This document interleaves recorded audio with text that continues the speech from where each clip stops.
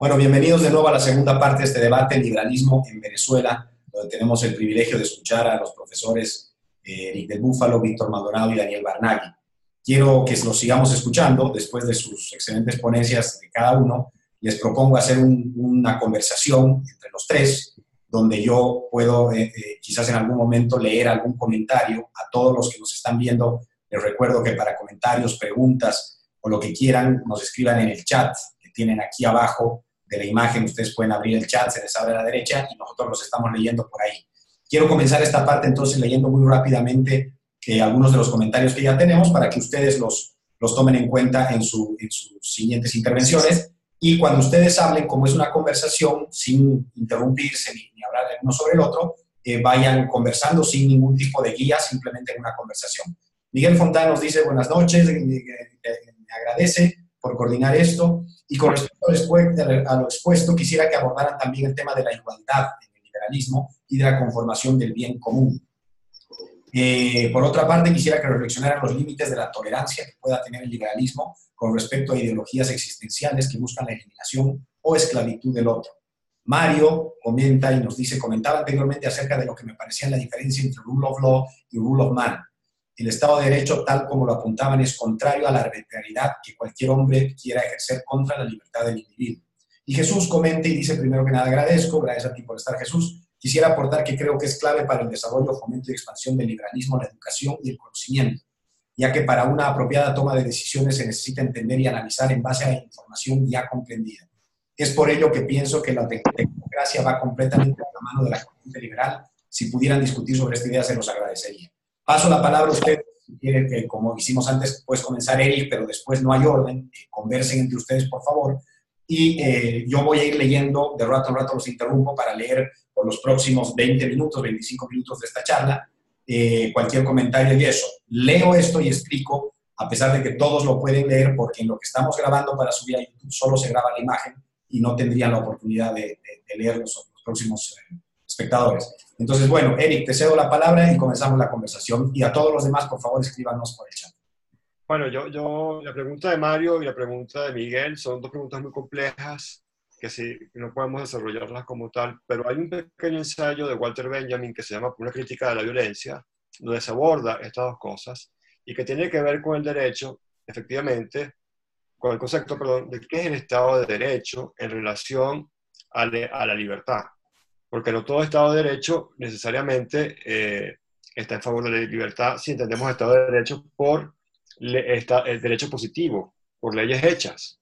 Y esto es muy pertinente para nuestro problema venezolano, porque le criticaba Benjamin a Carl Schmitt el hecho de que el derecho, digamos, tenga una positividad, hay una constitución y hay unas leyes, no significa que los fines con los cuales esas leyes estén fundamentadas sean los mismos que los fines universales del hombre, en tanto se entiende al hombre como un sujeto libre, del cual origina o es fuente todo derecho.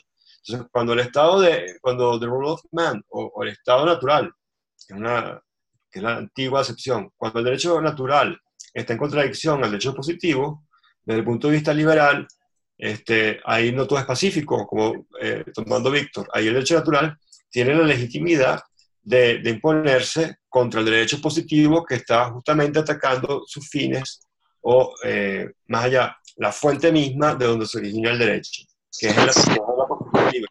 Porque si no hay hombres libres, no tiene sentido hablar de derecho.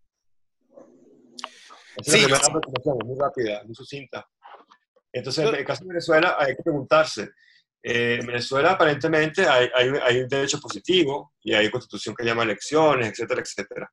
Eso realmente está orientado hacia los fines universales del hombre, es decir, respetar su dignidad y su igualdad o no, porque si es no, toda acción que vaya en contra de reponer esos fines es legítima, incluso si se oponen al derecho positivo. Víctor, ¿querías decir algo? Sí, no, yo quería coincidir con el profesor Eric, en el sentido de que cualquier legislación que vaya contra la libertad y sus garantías, el derecho a la vida, el derecho a la propiedad, pues entonces es una legislación espuria para los liberales. Yo creo que el Estado de Derecho debe ser en toda cosa una expresión de las expectativas del hombre a ser libre, y también de la tradición que se expresa en el orden espontáneo, en los mercados y en instituciones como la propiedad. Eso para mí, yo lo tengo claro. O sea, necesitamos a un ciudadano reflexivo que no utilice la ley como mecanismo de revancha o ajuste de cuentas, sino que frente a cada ley se pregunte, ok, esta ley es legítima en tanto y en cuanto respeta mi derecho a ser hombre libre, a tener propiedad, respeta mi derecho a la vida y garantiza o apalanca mi disposición a construir mi propio proyecto de vida. Porque si no es así, entonces me quedo, digamos, entro en contradicción con lo que yo creo que es el derecho natural. En segundo lugar, lo otro que yo quería tocar ligeramente es, digamos, cuáles son los límites de la tolerancia. Creo que era Norberto Bobbio, que nadie puede confundir necesariamente con un pensador extremadamente liberal, el que decía que no se podía ser tolerantes con la intolerancia.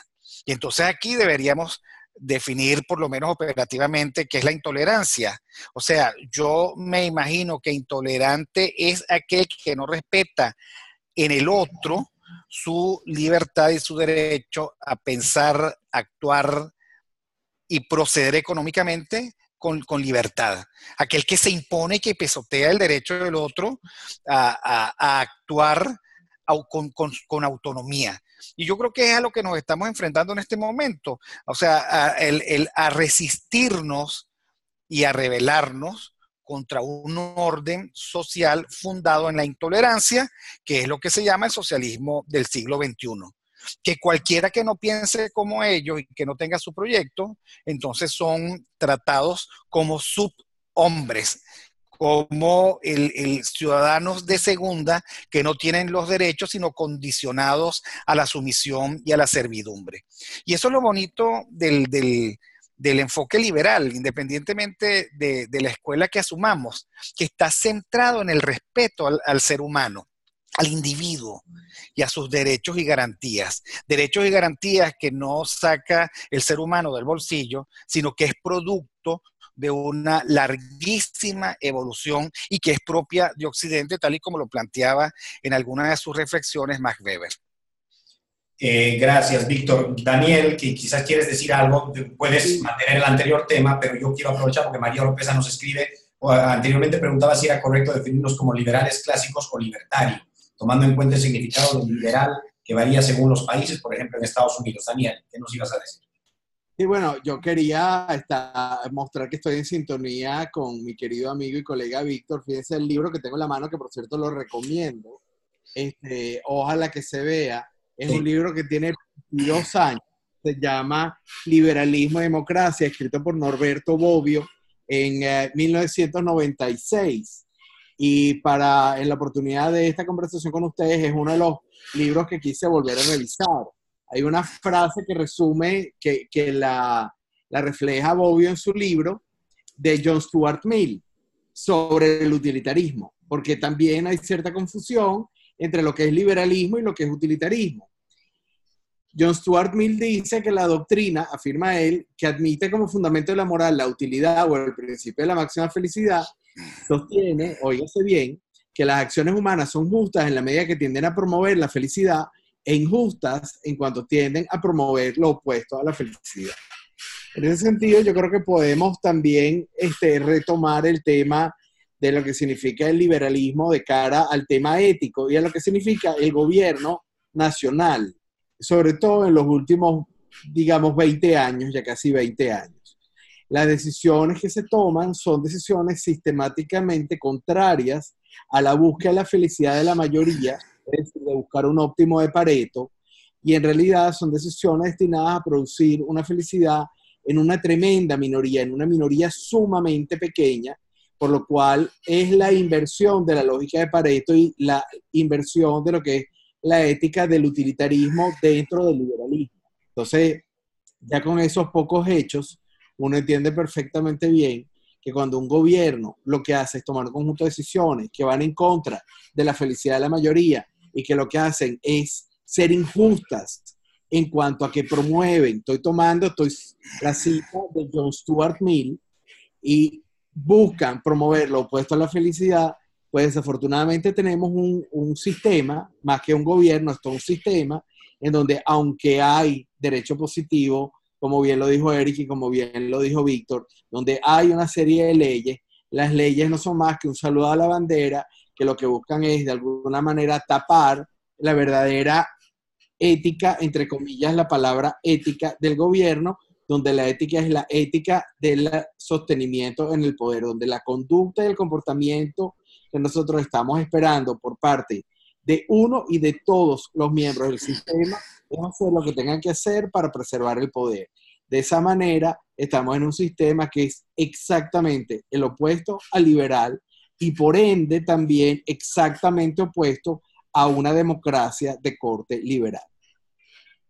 Daniel, gracias. No sé si alguien quería comentar lo que María nos hablaba sobre las definiciones de liberales clásicos, libertario. Sí, es que, bueno, el libertario es un problema, digamos, la palabra libertario o libertaire es una palabra que viene casi de la Revolución Francesa y de la Revolución Americana, y que se usa más que todo en Estados Unidos para diferenciarse de liberal, porque en Estados Unidos la palabra liberal significa, tiene otro sentido, o sea, se desvirtuó en otro sentido a partir de Roosevelt, a partir de los años 30, y se asocia justamente con progresista, ¿no? Entonces, para evitar la confusión de términos, la gente que se reclama, digamos, que lucha por la libertad, por menos controles del Estado, prefiere llamar, no se llama liberal, sino se llama libertarian, y de ahí viene el español. Pero ese es un problema muy, muy acotado, digamos, al campo norteamericano, justamente que tienen esta polisemia de los términos. Nosotros en Europa y en América Latina, la idea liberal se entiende perfectamente, que consigue con la idea de libertario y no con la idea de progresista. Ahora, gracias, Eric. Aprovechando que no hay alguna otra pregunta en el chat, yo sí quisiera hacerles una pregunta a los tres, que va en línea un poco para rescatar el sentido del título que tiene esta charla, porque ustedes han explicado muy bien lo que es el liberalismo, cuáles son los fundamentos básicos del liberalismo, y claramente, haciendo un análisis sobre lo que hoy vivimos en Venezuela, lamentablemente no cumplimos con algunos de los requisitos básicos para decir que tenemos liberalismo o algo de liberalismo. Pero la pregunta es, liberalismo en Venezuela. ¿Es posible el liberalismo en Venezuela? Bueno, a mí me gustaría contribuir con una respuesta, porque me ha tocado hacer la reflexión previa, porque alguna vez dicté una cátedra, por cierto, en el Sendeco, la Universidad Metropolitana, sobre los desafíos de construir la democracia liberal. Mi propia reflexión asume que para tener liberalismo en Venezuela, primero tenemos que dar la batalla en varios niveles del mismo desafío, pero que son desafíos de carácter cultural, institucional. O sea, tiene que ver también con lo que nosotros pensamos, cómo organizar mejor la sociedad y de qué manera nosotros le conferimos al poder cierto poder que no debería tener sobre nosotros. Pero el primer desafío es luchar contra el estatismo, contra esa propensión que tienen los venezolanos de creer que el Estado administra mejor que los privados y que los recursos del país mejor están en manos del Estado que en manos de los privados en libre competencia. A mí me parece que ese estatismo que se traduce en socialismo e intervencionismo es la primera barrera que nosotros debemos derrumbar por el tamaño de nuestro estatismo es brutal. No solo dentro de las riberas del socialismo del siglo XXI, sino lo que históricamente hemos construido en las experiencias anteriores. El segundo desafío es el populismo, o sea, esa pretensión de construir caudillos y de reducirnos nosotros los ciudadanos a ser montoneras. Y creer en un lenguaje asentado y fundamentado en la narrativa del realismo mágico, en donde todo es posible. La riqueza súbita, la tolerancia a la corrupción como si la corrupción no tuviese consecuencia y el manejo también voluntarista del caudillo al que le conferimos la posibilidad de transformar por su cuenta la sociedad. El caudillo que ofrece de más y las montoneras que piden de más sin importar el futuro e incluso el presente. Ese es un desafío de primer orden porque pareciera que está en nuestros genes.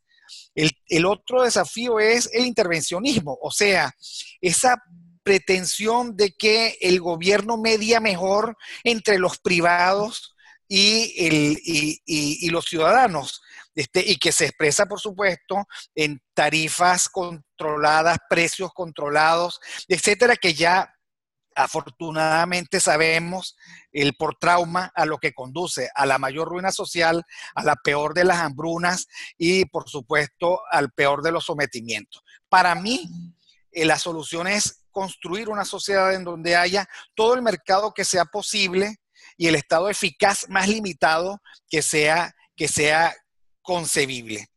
Y hay un último desafío, que es la insensatez. La insensatez de creer que el socialismo es viable.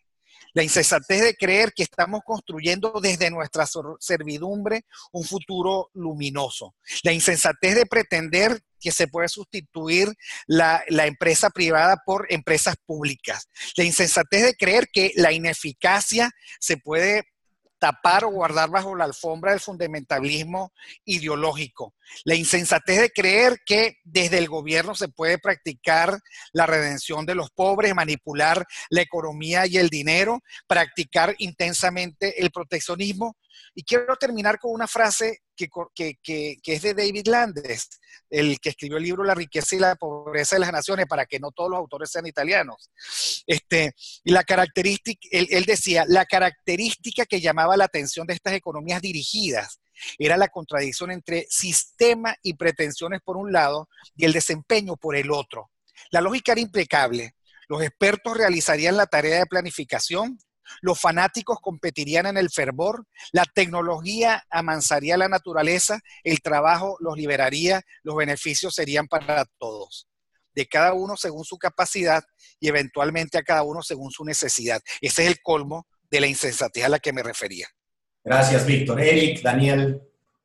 Sí, bueno, yo solo quería tratar un momentico lo de Víctor, solo muy brevemente, que justamente el problema de la falta de noción liberal en el venezolano realmente se plasma muy claramente en épocas, digamos, por llamar de alguna manera, la Cuarta República, cuando en la primera ley del trabajo de Rafael Caldera, él define lo que es el débil jurídico como aquel trabajador que es incapaz de tomar decisiones con su propio dinero. Entonces, por lo tanto, se tiene que crear un fondo de prestaciones sociales y todo eso. Es la empresa, sea privada o sea pública, la que tiene que ahorrar por el empleado, porque el empleado no tiene, digamos, la capacidad cognitiva, intelectual, los conocimientos, etcétera, para poder manejar su...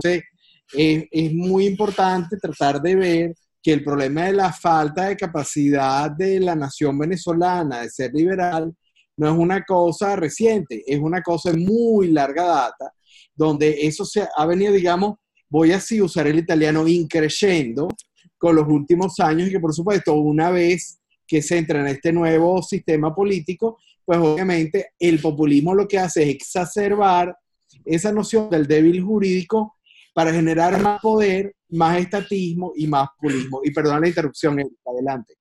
No, estoy de acuerdo contigo, porque es que además en Venezuela hay una tradición antiliberal muy fuerte, muy arraigada, un poco lo que Carlos Rangel llamaba el tercermundismo nuestro, o sea, que tiene que ver con una idea mítica europea, de que nosotros somos buenos, éramos buenos, y llegaron unos españoles y nos pervirtieron, ¿no? Pervirtieron la Acadia, que era la América, con su mercantilismo, y eso justamente no es así para nada. Pero este chip de que ser libre es malo, no es ser rico, o sea, lo que decía Chávez realmente no es que ser rico es malo, es que ser libre es malo. Eso es lo que estaba detrás de esa cosa. Está detrás. Porque ser libre es malo porque el diablo te engaña, ¿no? Ese es el argumento, en el fondo. Ser libre es malo porque el capitalismo te puede engañar. Entonces, mejor que para que no te engañe el capitalismo, el socialismo te va a proteger. Y esa idea no es de Chávez, como bien la demuestra Daniel, esa idea viene de atrás, y yo diría de mucho más atrás, para no caer, digamos, eso viene, digamos, eso está un poco en la idea y paradójicamente zamorana, de que los pueblos no se pueden manejar solos, se necesitan, digamos, un protector de su libertad, ¿no? Como él mismo se pretendía. En Venezuela hay una larga tradición antiliberal muy fuerte, que curiosamente no está en otros países de América Latina, aunque tampoco sean particularmente inclinados al liberalismo, pero que tiene que ver con nuestros lastres y tiene que ver con sobre todo una cosa que nos pasó, que es el estatismo petrolero, que reafirmó cosas muy antiguas y que con mucha plata, digamos, cosas que eran ideológicas con la plata se hicieron muy materiales, y que fue lo que se llama el pacto de punto fijo, ¿no? Donde el tutelaje del Estado docente, del Estado rector, del Estado protector, se pasaba por encima de lo que decía Aristóteles, de la primera facultad de un hombre liberal. Un hombre libre es que pueda gastar su dinero como quiera. Si yo quito la autonomía, digamos, en palabras de Aristóteles está puesto así, si vamos un poco más complejizando, si yo quito la autonomía económica, o como decía Hegel, si yo quito la propiedad privada, que es la forma exterior, decía él, de la libertad, la forma interior de la libertad, que es la propia persona, que un poco la propiedad privada es como el escudo, o la capa, o el traje protector, el traje de superhéroe, que tiene el ser humano para protegerse de ese estado, que en Venezuela, en vez de venderse así, porque Víctor lo ponía como estado claro, es un estado como lo dice Víctor, despótico, tal, pero él no se vende así, él no se vende como un estado malo, yo te quiero oprimir, yo te quiero esclavizar, no, él se vende como un papá, él se vende como una persona amorosa, ¿no? Y Chávez creo que es la exageración de eso. Yo soy el amor, yo soy tú, yo soy el padre que tú nunca tuviste, yo te voy a cuidar, yo soy de los malos, del diablo, porque tú eres un niño en el fondo. Y esa infantilización del pueblo venezolano, que tiene que ver con nuestra guerra federal, con nuestro largo gomecismo y con nuestro rentismo petrolero, pues esas tres cosas afianzaron una sociedad muy, muy, muy poco dada a asumir el costo de la libertad, que es la responsabilidad. Sí, porque es que absolutamente cierto, porque es que contra lo que hay que luchar es contra el déficit del venezolano para asumir la responsabilidad por su propio destino, y que está medido por el locus de control externo que culturalmente tiene.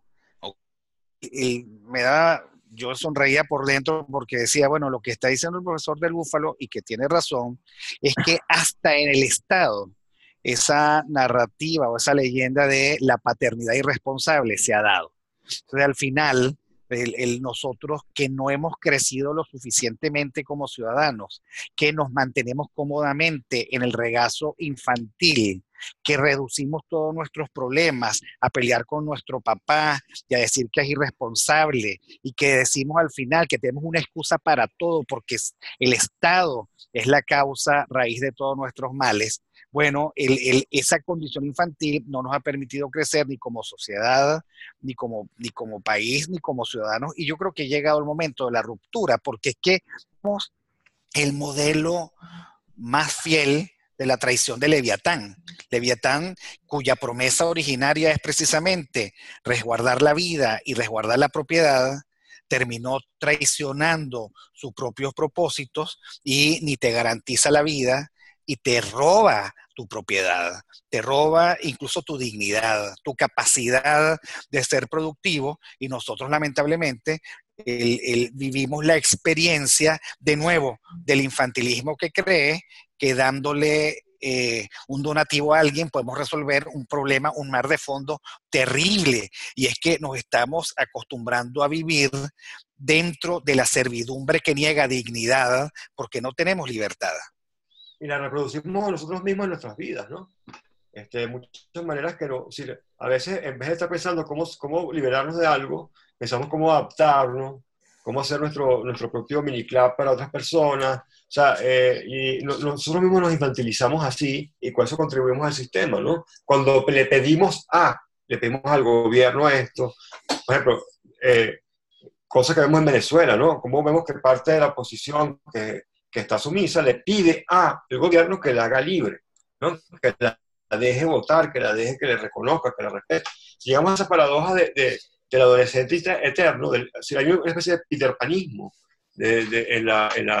no solamente en el chavismo, sino en la sociedad en general, que es muy preocupante, y como preguntaba Jesús, Yo creo que esa es la dificultad más grande. Si la dificultad más grande del liberalismo en Venezuela es la educación. Sí, pero lo que pasa es que la educación liberal supone ya la libertad, supone un ámbito liberal. Entonces, primero en este caso tendrá que venir el educador que el educado, tendrá primero que venir el modelo que eduque para que esa gente ocurra. Para terminar muy rápido, cuando cambiemos de juego, cuando vengan otras reglas, esas reglas educarán a esos jugadores. Pero no podemos esperar por los jugadores, Jesús, que me preguntaba aquí, porque justamente hasta que no se vive, hasta que no se experiencia la propia libertad y la propia responsabilidad y la riqueza y prosperidad que ello produce, pues las palabras son palabras aéreas. Es que ese punto es muy interesante porque yo pensaba, escuchándolos a ustedes y leyendo las preguntas que hacen en el chat, ¿cómo se aprende libertad sin estar en libertad?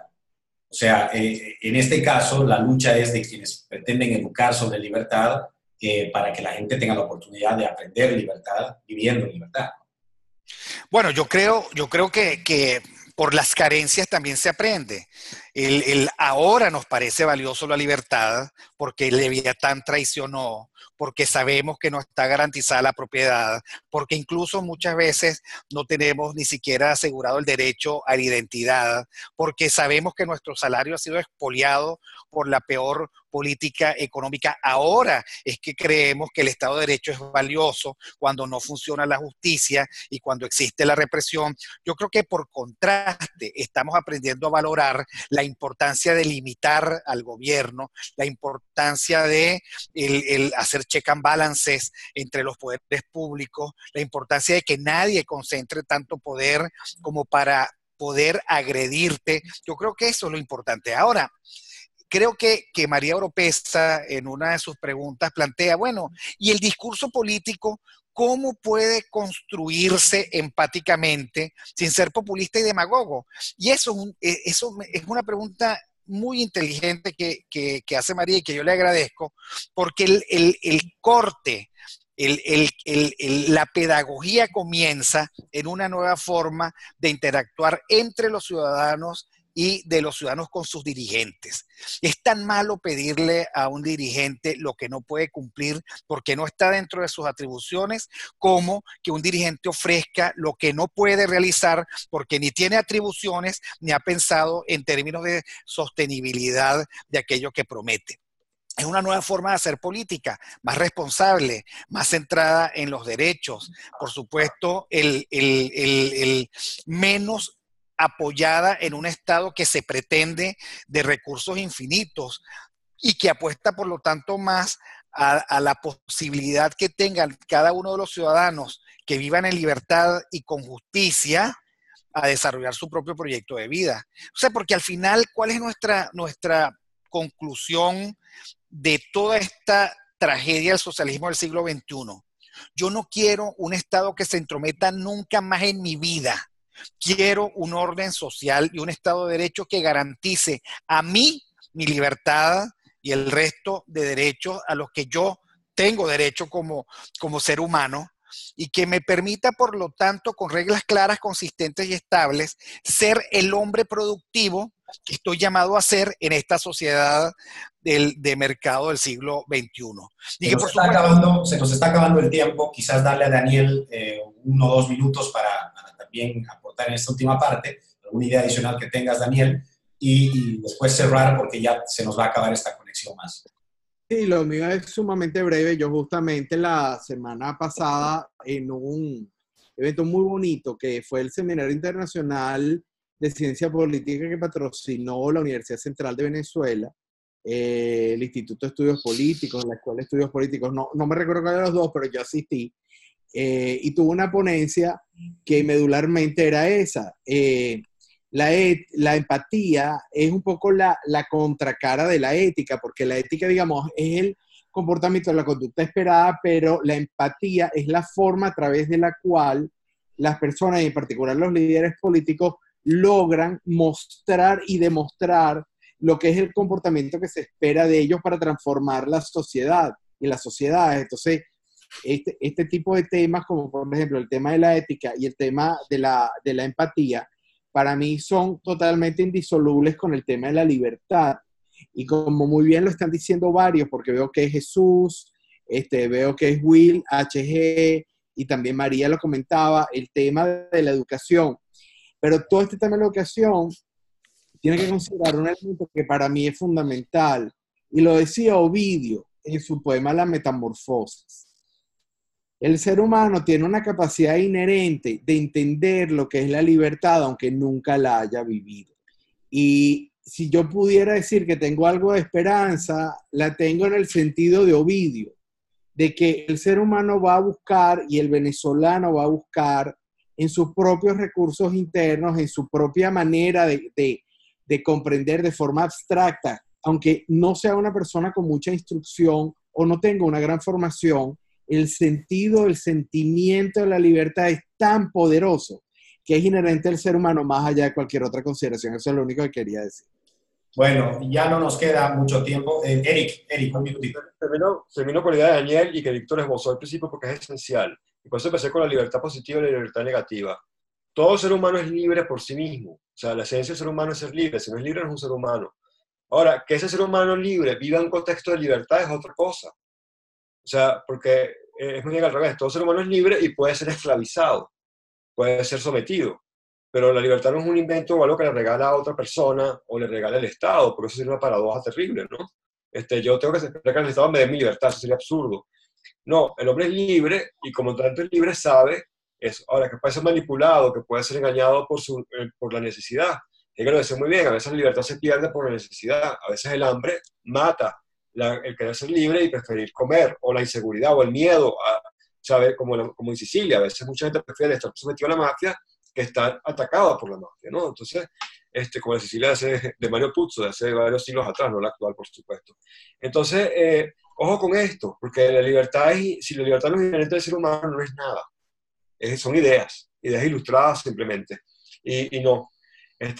Y serían ideológicas, sería tan ideológico como el socialismo. Entonces el liberalismo y el socialismo serían iguales, y no, el liberalismo es una tradición histórica que tiene que ver con una palabra que es pareja de la libertad, que es emancipación, ¿no? Como liberty, freedom en inglés, es justamente la libertad positiva que lleva al hombre a emanciparse de una situación negativa para él, como es la servidumbre o la esclavitud. Gracias por... Bueno, de verdad, miren, han quedado muchas ideas pendientes, muy interesante, han quedado preguntas y comentarios que ya no ha dado chance de compartirlos, ustedes los pueden leer por ahí, pero yo creo que sí quisiera comprometerlos a hacer muy pronto una segunda parte de esta conversación, porque creo que es muy valiosa, quedan temas pendientes, quedan preguntas pendientes, y creo que todos nos nutrimos muchísimo de eso. Quiero agradecerles, Eric del Búfalo, Víctor Maldonado y Daniel Barnaghi, mucho por haber compartido su tiempo hoy con nosotros, que sé que es escaso en todos los casos. Les agradezco a todos los que se han conectado.